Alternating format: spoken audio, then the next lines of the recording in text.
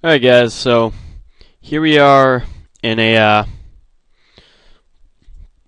Dark Ascension issue on Innistrad. Forgot to start recording, so I don't have a lot of time. I'm gonna go ahead and take Deranged Outcast here, but other cards of note: Death's Caress, Burden of Guilt, Foil Jar of Eyeballs, maybe. But yeah, Deranged Outcast is very good, especially in green-white. Makes combat math really hard for your opponent, and looks like, as good as Nibbles of the Breath is, and as much I love blue, as is Tragic Slip. Tragic Slip is a great removal. We're definitely just going to take Vorapede here. It's very color specific, but the fact that our opponent passed it at all means we're probably not getting cut from green at this side. Like, what was taken there? The flip card? I think the flip card.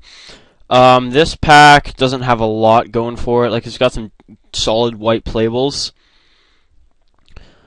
If we want to stay in green, we just take the bear, I guess. But think in an aggressive green-white strategy, Faith Shield is the best card here. Village Fires is decent. And I'm going to go ahead and take that. I won't force green-white, but if we can be in green-white, that's a fantastic archetype. And I'd have no problem being there. Yeah, Vorapede's pretty sweet. I mean, like, obviously it's just a French vanilla creature, right? But it just shreds people, like, I mean, like, destroys them. Interesting pick here. Although I'm a huge fan of Evolving Wilds. I feel like I'm so close to taking that card. Highborn Ghoul and Markle Blademaster are both quite good, actually. But I don't think we're going to be in either of those colors. I think I'm just going to take Ironrite. Kind of solidify ourselves in white. Works very well with Deranged Outcast. And I just really like that card. Like, people underestimate. If you have tokens, it's like insane. But people underestimate whenever you hit 5 life. Like, they just cannot kill your guys in combat when they're all getting +1/+4. That's pretty hefty boost there. Best card in this pack is probably Burning Oil, followed by like Bear or Griffin. I want to be wary of passing too much green because I don't want the guy to our left to think green's really open or anything. I guess I'm just going to take the bear here. Burning Oil is really good, though. Should I just splash that? I'm going to pick up Burning Oil. It's better than most people think, and there's a pretty good chance I can find it in Evolving Wilds. Sea Kite is the best card in this pack, far and away. Hollowhenge Beast is also pretty good, and normally I think it's better than Village Survivors, but just because I do have the Outcast, I'm going to pick up the Village Survivors here. You know, Vigilance is pretty relevant, like, especially when you hit 5 life, giving all your dudes Vigilance, like, you want them all to have Vigilance so you can block because you're at such low life. I'm going to take Lampholt Elder. It's definitely not my favorite werewolf, far from it, in fact. But it is a human. Here, we're definitely going to go with Dawn Treader Elk over the second Elder. Not only are bears just good in this format, we have a splash card. A card we potentially want to splash, and so it'll be very good enabling that. Whew. These guys are both kind of good. Maybe red's open. But I'm going to go with the Dryad here. It's just another aggressive 2-drop card, and it is definitely main deckable.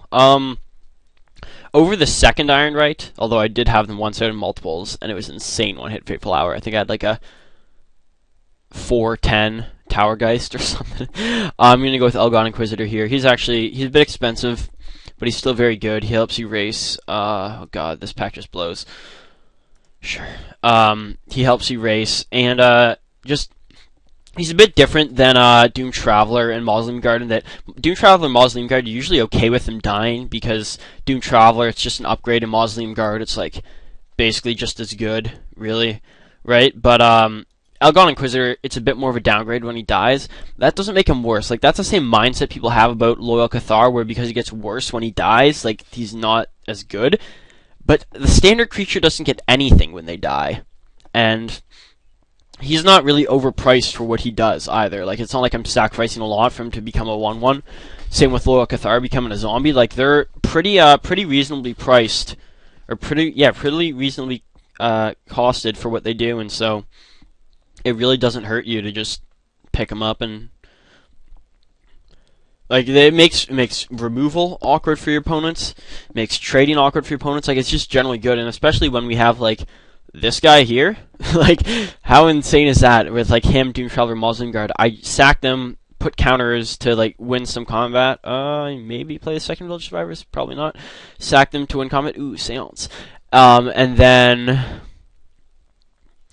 then you get a free spirit out of the deal. Like, he's just very good value no matter how you use him. Same through Trial and Bosnia. Anyways, that was my little tangent on how the guys who make spirits when they die are generally quite good, and looks like we're pretty solid coming out of Pack 1. I mean, there's a couple cards I would prefer not to play. Second Village Survivors. I'm not a big fan of Lambhold Elder in general. It's just too weak on its not werewolf side, for my tastes, but this looks pretty good. We'll see what we can find in Pack 2. Alright, so we got a dual land, which is kind of cool. Actually, because this is here, and so I can bring it up, I have right next to me, this is probably my favorite foil card I own. I have a foil Sulphur Falls.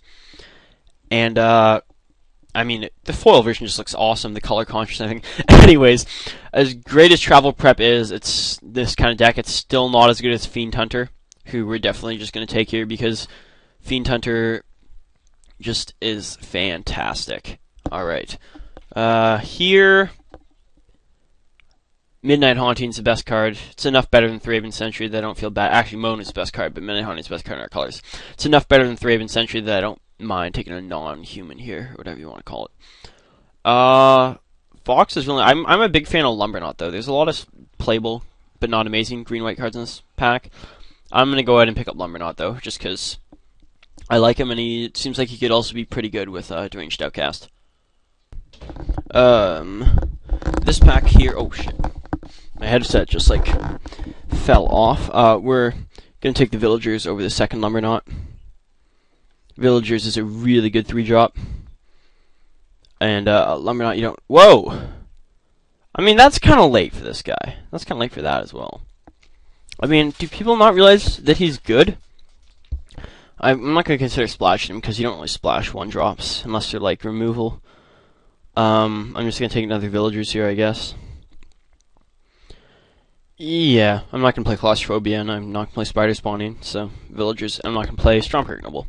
So Villagers it is. I guess take Rebuke here. And just destroy some attacking creatures. Is the plan at current. Yeah. Yeah, this doesn't look too bad so far. It's awesome. It's a Rooftop Storm. Actually, maybe I was already splashing for red. Should I have taken Stormcirk Noble? Nah, another Villagers is good. Here, though, I'm gonna take... Should I take Spider Spawn? I have 13 creatures already. But I have, like, no way to mill myself. It's just... no, I guess I'm gonna take Spider Spawning. I mean, I doubt I'm gonna play it, but I don't think I'm gonna play Rage Thrower either. So... here, best card is probably Sensory Deprivation, followed by Desperate Ravens, but Summerworld Spider is playable, if a little slow. I don't want to have too many 5-drops. I should really be looking at my curve while I'm doing this, but, you know. Whoa! Did we just wheel a Travel Preparations? Well, that's a bit silly. It looks like red is also quite open as well, but it's a bit too late to move in on that. I was not expecting that actually. I guess that pack was pretty good, but still, Travel Prep ruling? Come on. We're going to take Moon Mist. We have 3 werewolves. There's a chance we pick up a lot more. Probably not, but, you know, it's nice to have. Sure, we'll take Traitorous Blood. I guess that's the card that could most hurt you. Bramble Crush is a pretty terrible sideboard card, but it's a sideboard card nonetheless. I don't really want to play both Village Survivors, or really the Spider, actually. If I did not make that clear already. Kindercatch. Yeah, I guess I'll leave it in there for now. I don't think I'm playing Kindercatch, though. Hopefully we can pick up, like, some Prey Upon, some more Travel Prep, some Pilgrims, like, just more of the premier commons for this type of deck. Ooh, these guys are quite good, but we are in white, and so is Bonds of Faith, and that's what we're going to pick up here. There's 2 very good red cards here. I think if someone's trying to build an aggressive red-black, or red-green deck, they're going to have a really good setup with the red cards that have been coming around the table. Yeah, that... Jeez, when did I see that one pack? So, here's a decision. I could take this, and this would let me play Spider Spawning? Huh.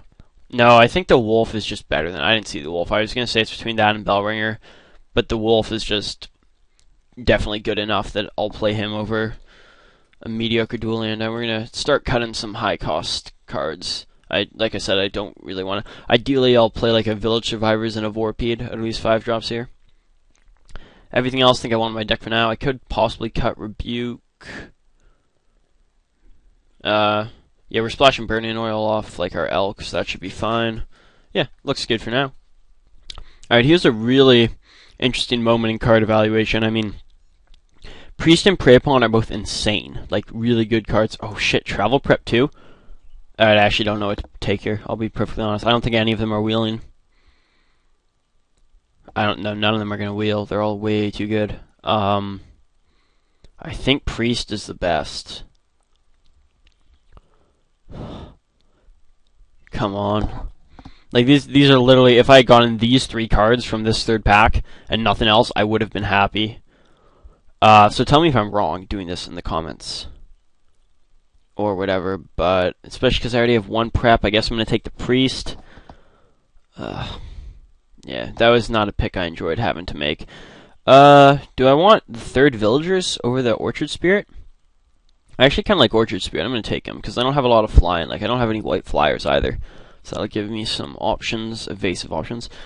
Here, I definitely want the Pilgrim. We don't have a ton to accelerate into, other than 3 drops. But, you know, accelerate into 3 drops is still good.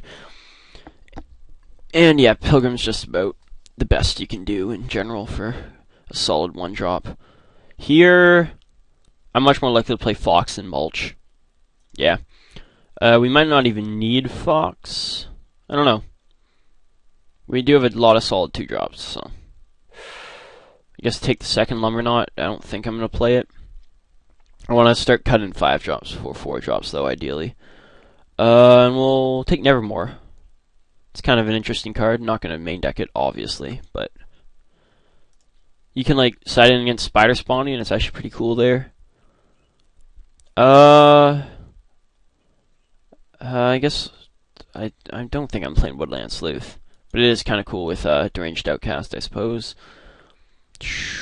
Caravan Vigil, if we really need more help fixing our mana, which I don't think we're going to. Okay, that Travel Preparation's wheeled. So there's officially no one else at the table playing green-white. Or at least playing green-white well. Yeah. We'll take Feeling of Dread. Not playing it, though. Don't really believe in that card unless you can flash it back. If you can flash it back, I believe it's quite good. But, tap into.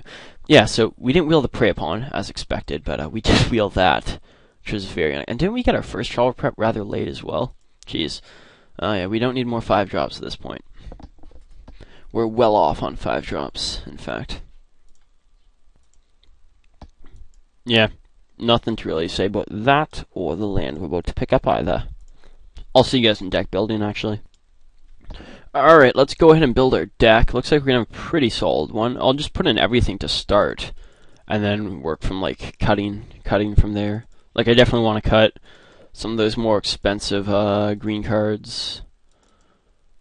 Oh, what do I have below? Oh, you're definitely getting played. Elk for sure.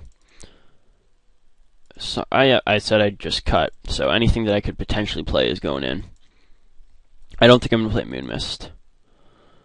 I really want to play 1, I guess. Right, like I said, if I'm just going to cut, I should be putting in everything I might play, and then we're going to go from there. Alright, so we're 27. So let's go ahead and do Palace by already in color. Let's start by cutting Spider, Lumberknot, Lambholt Elder. We got to cut 1 more, probably just the Village Survivors. Then we can look at our curve. Pretty decent.